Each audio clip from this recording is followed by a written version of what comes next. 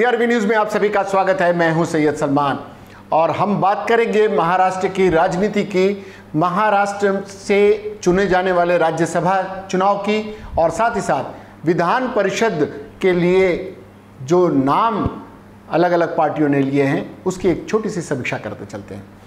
बात अगर राज्यसभा चुनाव की करें तो कल होने वाले 10 जून के राज्यसभा चुनाव को लेकर महाराष्ट्र की राजनीति गरमाई हुई थी। इसमें महाविकास आघाड़ी, समाजवादी पार्टी और एमआईएम ने कोई निर्णय नहीं लिया था। समाजवादी पार्टी कहने को महाविकास आघाड़ी के साथ थी, लेकिन वो वोट देने से हिचक रही थी क्योंकि उसे लगता है कि शिवसेना ने भी उसी हिंदुत्व कार्ड को खेला है जिसे भारतीय जनता पार्टी करती रही है। और अबू आसिम आज़मी का यह आरोप था कि मुस्लिम समुदाय से जुड़े जो इश्यूज़ हैं, जो मुद्दे हैं, उस पर महाविकास आघाड़ी कार्य नहीं कर रही है। कुछ स्पष्टीकरण के लिए उन्होंने पत्र दिया था। अब अजित पवार और उद्धव ठाकरे साहब के साथ उनकी मुलाकात के बाद ये मसला सुलझा लिया गया। समाजवादी पार्टी और ने तय किया है कि वो शिवसेना के साथ महाविकास आघाड़ी के साथ जाएगी। शरद पवार ने बात की है हितेंद्र ठाकुर से। बहुजन विकास आघाड़ी का क्या निर्णय होता है आने वाले दिनों में पता चलेगा। हो सकता है कि वो भी महाविकास आघाड़ी के साथ जाए और भारतीय जनता पार्टी के साथ न जाने की सूरत में और उनके साथ जाने का एमआईएम का सवाल नहीं उठता। ऐसे में उम्मीद की जा रही है कि कांग्रेस और एनसीपी जैसे गठबंधन का शिवसेना के साथ होना शायद एमआईएम की राह को आसान करेगा कि वो भी महाविकास आघाड़ी को दे दे। ये तो राज्यसभा की बात हुई। राज्यसभा के चुनाव को लेकर कांग्रेस में भी एक गहमागहमी चली इमरान प्रतापगढ़ी को टिकट देने के नाम पर। उत्तर प्रदेश से लाकर एक थोप दिए गए इस कैंडिडेट को लेकर कांग्रेस में घमासान मचा ही हुआ था। इंटरनल विरोध चल ही रहा था। हालांकि कांग्रेस में एक बार जो तय हो गया और चूँकि आपको नाम दिखाकर वोट देना है, ऐसे में बगावत के सुर दिखाई तो पड़े, लेकिन वोटों में खिलाफ वोट होंगे ऐसा नहीं कहा जा सकता। अभी ये मामला ठंडा ही नहीं पड़ा था कि विधान परिषद के चुनाव को लेकर भी गहमागहमी शुरू हो गई और मुंबई के 2 लोगों को यहाँ से विधान परिषद के लिए कांग्रेस ने टिकट दे दिया, भाई जगताप और चंद्रकांत हंडोरे। भाई जगताप मुंबई कांग्रेस के अध्यक्ष हैं, चंद्रकांत हंडोरे पूर्व मंत्री रहे हैं। अब इस पूरे मुद्दे को लेकर तरह तरह के कयास आराइयाँ शुरू हो गई हैं, इस पर विरोध हो रहा है। माना यह जा रहा है कि मुंबई कांग्रेस, महाराष्ट्र कांग्रेस के एक जिम्मेदार मुस्लिम पदाधिकारी और पूर्व मंत्री इससे नाराज़ चल रहे हैं। कई लोग इस मामले में नाराज़ हैं। अब सवाल ये है कि भाई जगताप और हंडोरे को टिकट दिया क्यों गया। भाई जगताप को चूँकि विधान परिषद में वो रहे हैं, शायद उनकी इस छवि को देखते हुए, उनकी आक्रामक छवि को देखते हुए उन्हें दिया गया और दलित वोटों को साधने के लिए शायद चंद्रकांत हंडोरे को टिकट दिया गया। लेकिन इस पूरे मसले पर भारतीय जनता पार्टी ने अब जो सीटों का समीकरण है, जैसे राज्यसभा में उसने अतिरिक्त अपने कैंडिडेट उतार कर माहौल को गरमाया है, बिल्कुल विधान परिषद में उसी तरह की स्थिति बना दी है और एक माहौल इस तरह का बन गया है कि चुनाव अवश्यंभावी है। बात अगर करते हैं कि विधानसभा में सीटों की गणना की, विधानसभा में बीजेपी ने कुल 106 विधायक हैं बीजेपी के पास, छोटे दलों और निर्दलीयों के साथ उसके पास कुल 113 विधायक हैं। विधान परिषद की एक सीट के लिए विधानसभा के 27 विधायकों का समर्थन चाहिए, यानी विधान परिषद में भारतीय जनता पार्टी के 4 उम्मीदवार बहुत ही आसानी से जीत सकते हैं और 5वें उम्मीदवार को विधान परिषद में पहुंचने के लिए कम से कम 22 विधायकों का समर्थन चाहिए। और भारतीय जनता पार्टी ने विधान परिषद में विरोधी पक्ष के नेता प्रवीण दरेकर, राम शिंदे, श्रीकांत भारतीय, उमा खापरे और 5वें उम्मीदवार के तौर पर प्रसाद लाड़ को उतारा है। ये सभी देवेंद्र फडणवीस के करीबी हैं।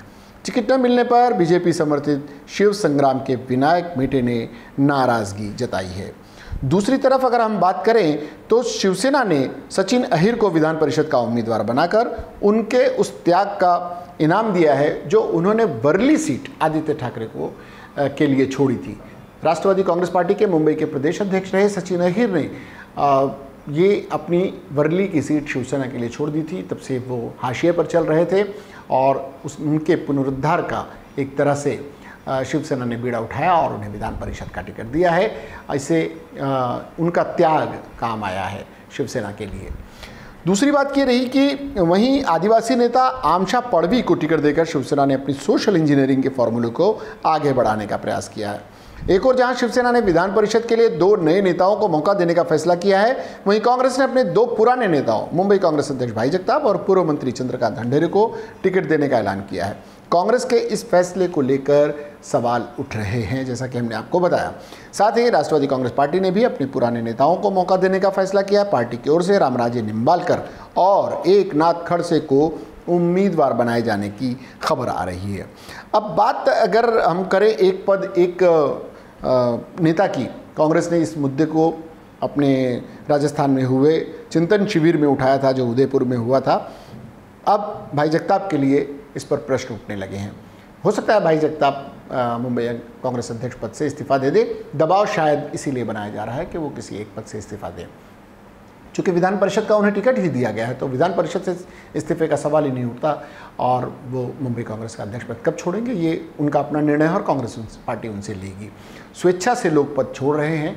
जैसे पिछले दिनों पूर्व मंत्री नसीम खान साहब ने मुंबई कांग्रेस से जुड़ा हुआ एक पद छोड़ा था। इसी तरह से कई लोगों ने पद छोड़ने की घोषणा की थी। बताया ये भी जा रहा है कि नसीम खान भी कांग्रेस के इस निर्णय से नाराज़ हैं। एक तो नसीम खान के लिए ये बड़ा आसान था कि उन्हें राज्यसभा में भेज दिया जाता, इमरान प्रतापगढ़ी को उत्तर प्रदेश से लाकर भेजने के बजाय। वहाँ भी नहीं मिला और विधान परिषद का उन्हें टिकट नहीं दिए जाने का भी मामला सामने आने की वजह से माना ये जा रहा है कि नसीम खान इससे नाराज़ है। हालांकि वो धुर कांग्रेसी हैं, कोई ऐसा वैसा निर्णय उनसे अपेक्षित नहीं है। लेकिन बिल्कुल उसी तरह की स्थिति पंकजा मुंडे के लिए भी हो गई है। पंकजा मुंडे को भी दरकिनार किया है भारतीय जनता पार्टी ने।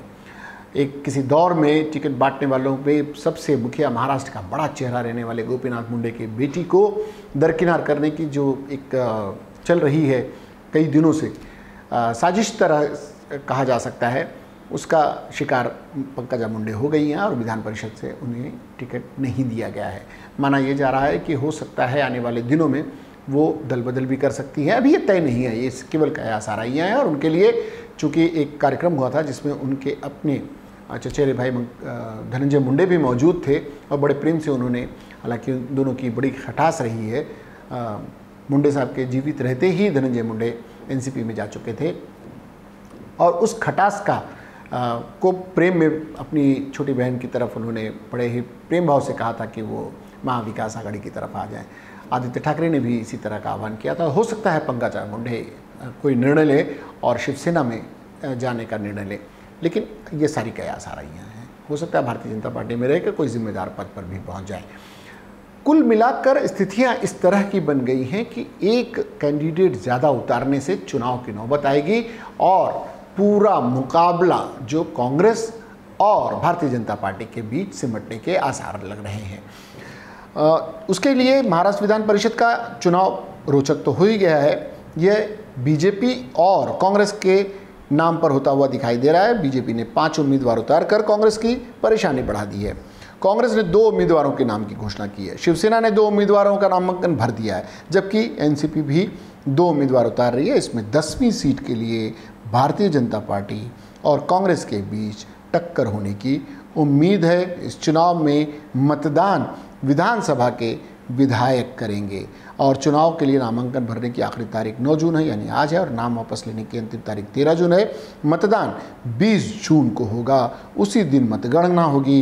विधान परिषद के इस चुनाव में बीजेपी की पंकजा मुंडे और कांग्रेस के नसीम खान को टिकट न देने का मामला पूरी तरह से एक राजनीतिक गलियारे में इन दिनों चर्चा का विषय बना हुआ है। आने वाले दिनों में इस पूरे चुनाव को की गहमा गहमी क्या नतीजा निकलता है, क्या आगे पीछे होता है, कौन वापस नाम लेता है, क्या नहीं होता है, कैसे निष्पक्ष चुनाव होते हैं, कैसे ये सारे के सारे अगर निर्वाचित होते हैं और एक दूसरे का विरोध किए बिना होते हैं, ये भी एक सवाल होगा भारतीय जनता पार्टी अगर एक कैंडिडेट को वापस लेती है। लेकिन जैसा कि राज्यसभा के चुनाव में देखा गया, भारतीय जनता पार्टी अपनी ज़िद पर कायम रही। वो इसी तरह से खुला मैदान महाविकास आघाड़ी को विधान परिषद चुनाव में देने के मूड में नहीं लगती और लगता है कि विधान परिषद के चुनाव होंगे और किसी एक को मिला हुआ टिकट भी उसके लिए काल बन जाएगा और वो पराजित हो सकता है। इसमें हो सकता है कि भारतीय जनता पार्टी कामयाब हो सकता है कि कांग्रेस, शिवसेना और एनसीपी मिलकर भारतीय जनता पार्टी को धूल चटा दे। इन सब तमाम मसलों पर हमारी नज़र बनी रहेगी। आपको भी इससे जुड़ा हुआ कोई सुझाव हो या आप इस मुद्दे पर कुछ कहना चाहें तो हमारे माध्यम से कह सकते हैं। हमारे चैनल को लाइक करें, सब्सक्राइब करें और कमेंट बॉक्स में जाकर अपनी बात रख दें। फिलहाल सलमान को, DRV न्यूज़ की पूरी टीम को दीजिए इजाज़त, लेकिन इसके बाद भी खबरों और कार्यक्रमों का सिलसिला जारी रहेगा। देखते रहिए DRV न्यूज़। जय हिंद।